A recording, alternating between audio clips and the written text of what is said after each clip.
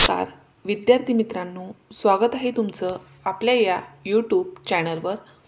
तुम्ही जर या चॅनलवर नवीन असाल तर सबस्क्राईब करायला विसरू नका। आज आपण पाहणार आहोत वर्ग 7वी, विषय सामान्य विज्ञान, प्रकरण 6वे, भौतिक राशींचे मापन। आज आपल्याला या प्रकरणाचा अभ्यास संपूर्ण स्वाध्याय, उपक्रम, गृहपाठ याच्या माध्यमातून अगदी सविस्तर, व्यवस्थित, काळजीपूर्वक प्रत्येक प्रश्नाचा अभ्यास करून भौतिक राशींचे मापन हे प्रकरण समजून घ्यायचं आहे। चला तर मग स्वाध्यायाला सुरुवात करूया। स्वाध्यायामध्ये प्रश्न पहिला, खालील प्रश्नांची उत्तरे तुमच्या शब्दात लिहा। त्यामध्ये पहिला प्रश्न आहे अ, प्रत्येक ग्रहावर एकाच वस्तूचे वजन वेगवेगळे का भरते? उत्तर, वजन ही सदिश राशी आहे। एखाद्या वस्तूला पृथ्वी ज्या गुरुत्वीय बलाने आपल्या केंद्राच्या दिशेने आकर्षित करते त्याला वस्तूचे वजन असे म्हणतात। ते पृथ्वीवरील वेगवेगळ्या ठिकाणी वेगवेगळे भरते। आपल्याला पृथ्वीच्या गुरुत्वीय बलामुळे वजन असते। चंद्राचे गुरुत्वीय बल कमी असल्याने तेथे पृथ्वीपेक्षा आपले वजन कमी भरते, म्हणून प्रत्येक ग्रहावर एकाच वस्तूचे वजन वेगवेगळे भरते। यानंतर दुसरा प्रश्न आहे आ, दैनंदिन जीवनामध्ये अचूक मापनासंदर्भात तुम्ही कोणती काळजी घ्याल? उत्तर, मौल्यवान, विशेष महत्त्वाच्या आणि अल्प प्रमाणात वापरल्या जाणाऱ्या पदार्थाचे मापन नेहमीचे काटेकोरपणे आणि अचूक केले जाते। खरेदी विक्री करताना प्रत्येकाने मापनाच्या अचूकतेबाबत जागरूक असावे लागते। किराणा दुकान, भाजी मंडईमध्ये वस्तू, भाजी विकत घेताना पुढील काळजी घेणे कायद्याचे सक्तीचे असते, जसे की तराजू हा एका ठिकाणी स्थिर असावा लागतो। तराजूची दांडी उभ्या अक्षाभोवती सहज फिरू शकणारी असावी लागते। दांडीवर वजनमाप विभागाचा प्रमाणित छाप असावा लागतो।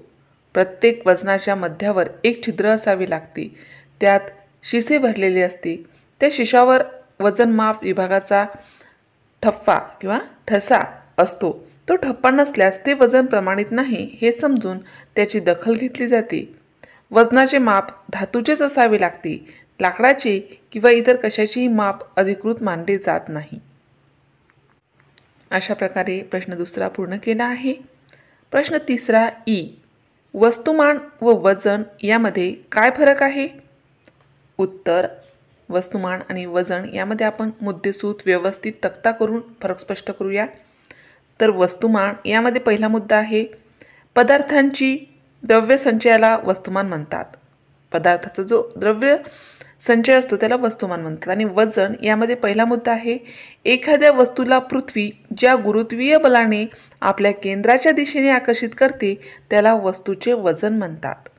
वस्तुमान यामध्ये दुसरा मुद्दा आहे, वस्तुमान ही अदिश राशी आहे। आणि वजन यामध्ये दुसरा मुद्दा आहे, वजन ही सदिश राशी आहे। वस्तुमान यामध्ये तिसरा मुद्दा आहे, जगात कुठेही गेले तरी ते बदलत नाही। आणि वजन यामध्ये तिसरा मुद्दा आहे, वजन पृथ्वीवरील वेगवेगळ्या ठिकाणी वेगवेगळे भरते।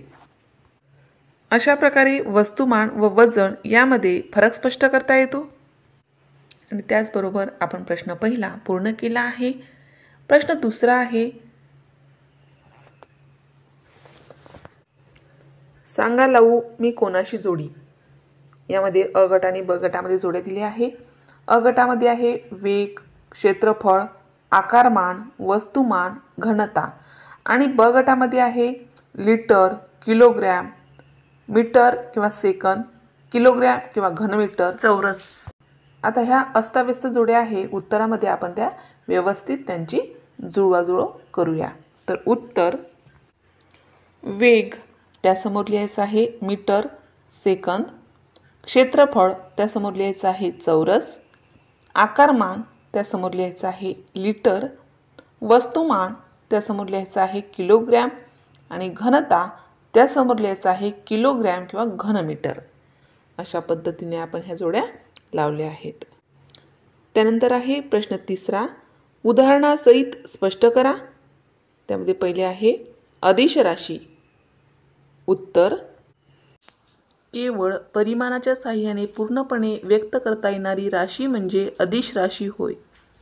लांबी, रुंदी, क्षेत्रफळ, क्षेत्रफळ, वस्तुमान, तापमान, घनता, कालावधी, कार्य इत्यादी राशी फक्त करण्यासाठी केवळ परिमाणाचा म्हणजे मूल्य व एककाचा वापर होतो.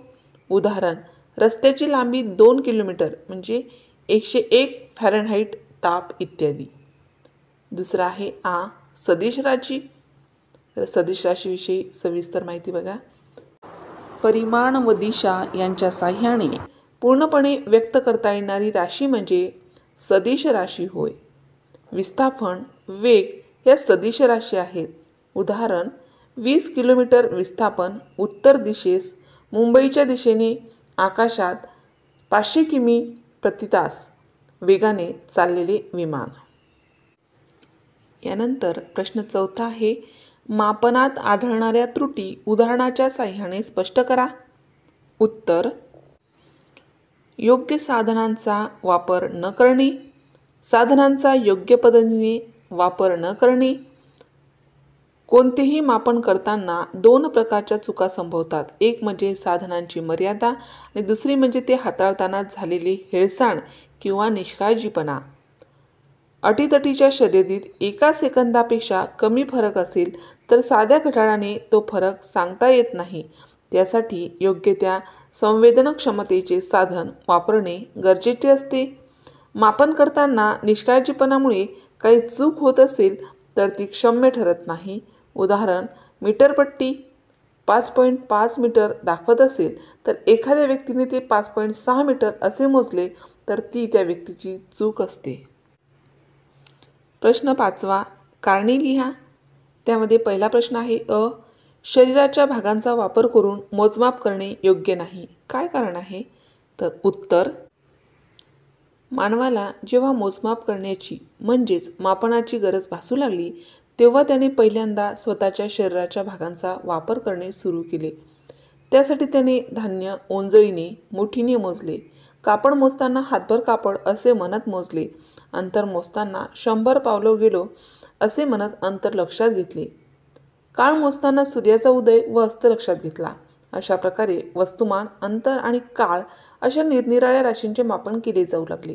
अशा प्रकारे केलेल्या मापनात अचूकता आणि एकसारखेपणा येणे अवघड होते.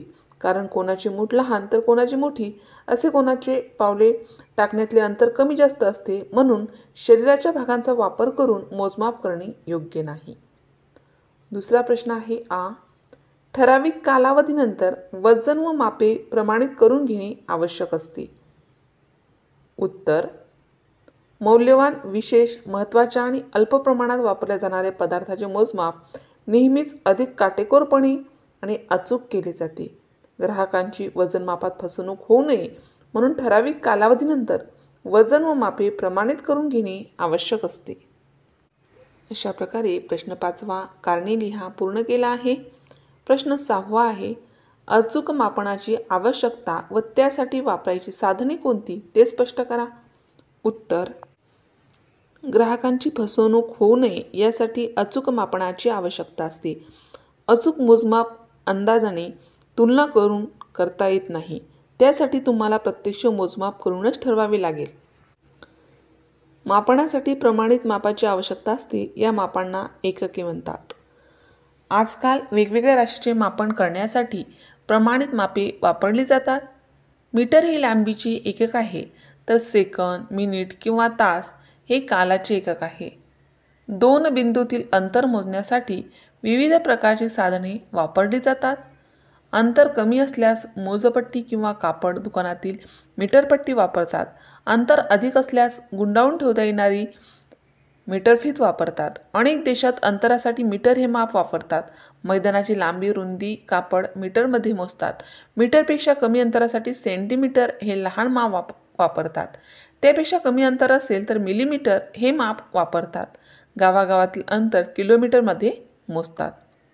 किराणा मालाच्या दुकानात जाऊन 1 किलोग्रॅम साखर मागितली असता ते दुकानदार एका पारड्यात माप व दुसऱ्या पारड्यात साखर टाकून दोन्ही पारडी समतोल करतो. म्हणजे साखर आणि माप यांचे वस्तुमान सारखे होते. वस्तुमापनासाठी ग्रॅम, किलोग्रॅम, क्विंटल ही एकके वापरतात. पदार्थाचे तापमान पाहण्यासाठी तापमापीचा उपयोग होतो. कालमापनासाठी घड्याळाचा उपयोग होतो. त्यामध्ये सेकंद, मिनिट, तास ही कालमापनाची एकके आहेत. पाणी, दूध यासारखे द्रवपदार्थाचे मापन करण्यासाठी लिटर, मिलीलिटर या एककांचा वापर करतात. अशा प्रकारे अचूक मापनाची आवश्यकता व त्यासाठी वापरायची साधने आपण सविस्तर स्पष्ट केली आहेत. तर प्रचलित मापन पद्धती आहेत. MKS पद्धत. या पद्धतीत लांबी मीटरमध्ये, वस्तुमान किलोग्रॅममध्ये व काळ सेकंदामध्ये मोजतात. MKS या पद्धतीला SI पद्धती असेही म्हणतात. ही पद्धत जगात सर्वमान्य आहे. दुसरा आहे CGS पद्धती. या पद्धतीत लांबी सेंटीमीटरमध्ये, वस्तुमान ग्रॅममध्ये व काळ सेकंदात मोजतात.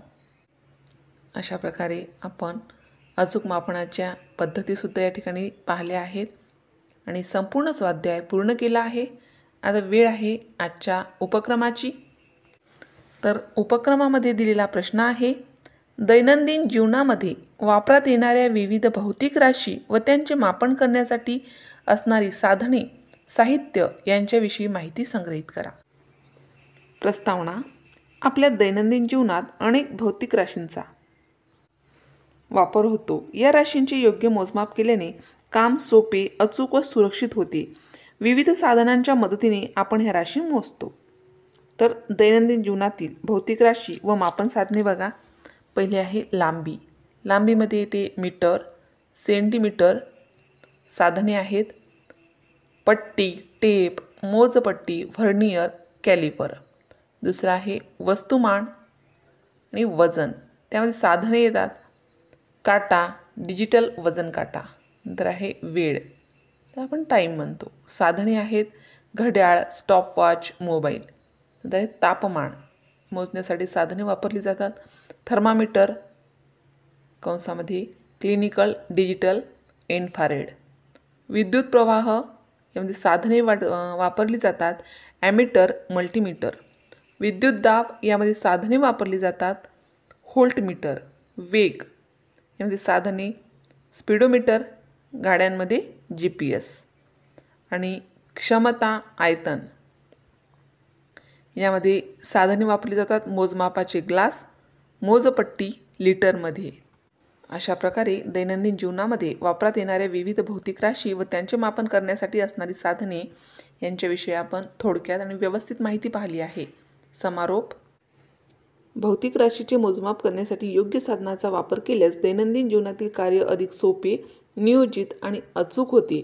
विज्ञान व तंत्रज्ञानातील ही साधने आपले जीवन अधिक सोयीस्कर बनवतात. अशा प्रकारे आपण वर्ग 7वी विषय सामान्य विज्ञान प्रकरण 6वे भौतिक राशींचे मापन या प्रकरणाचा संपूर्ण स्वाध्याय उपक्रम या ठिकाणी अभ्यासला आहे. आता वेळ आहे आजच्या गृहपाठाची. तर आजचा गृहपाठातील प्रश्न आहे, अदिश राशी आणि सदिश राशी यामध्ये थोडक्यात फरक स्पष्ट करा. या प्रश्नाचे उत्तर आठवणीने कमेंट बॉक्समध्ये टाका. अशाच प्रकारचे विविध वर्गाचे, विविध विषयाचे, स्वाध्याय संबंधित, परीक्षेसंबंधित व्हिडिओ पाहण्यासाठी आपल्या या चॅनलला सबस्क्राईब करा. आम्ही बनवलेले सर्वच व्हिडिओ लवकरात लवकर तुमच्यापर्यंत पोहोचण्यासाठी बाजूला दिलेल्या बेल आयकॉन बटनवर क्लिक करा. तुम्हाला जर हा व्हिडिओ आवडला असेल तर नक्की लाईक करा. काही समस्या असेल, काही अडचण असेल तर कमेंट करा. शक्य असेल तर मित्रमैत्रिणींमध्ये शेअर करा. आणि सर्वात महत्त्वाचं म्हणजेच तुम्ही हा व्हिडिओ शेवटपर्यंत पाहिल्याबद्दल धन्यवाद.